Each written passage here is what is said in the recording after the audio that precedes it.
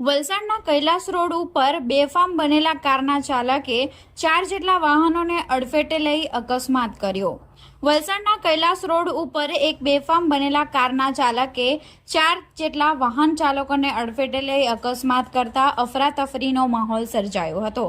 ગતરોજ રાત્રિના દરમિયાન એક બ્રેઝા કારના ચાલકે સ્ટીયરિંગ પરથી કાબુ ગુમાવતા પૂરપાટ ઝડપે ગફલતભરી રીતે હંકારી લાવી એક મોપેડ સવાર પરિવાર તેમજ અન્ય કેટલાક વાહનોને અડફેટે લીધા હતા અને અકસ્માત કરી આરોપી ઘરમાં છુપાઈ બેઠો હતો।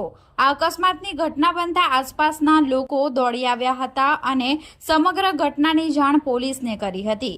પોલીસે ઘટના સ્થળે પહોંચી આરોપીની શોધખોળ કરી ગણતરીની મિનિટોમાં જ અકસ્માત કરનાર આરોપીને ઝડપી પાડ્યો હતો અને તાત્કાલિક ધોરણે તેની પર કાર્યવાહી કરવાની તજવીજ હાથ ધરી હતી। આ સમગ્ર બનેલી અકસ્માતની ઘટના નજીકમાં લાગેલા સીસીટીવી કેમેરામાં કેદ થઈ હતી, જે કાળજું કંપાવી નાખે તેવા દ્રશ્યો સામે આવ્યા છે।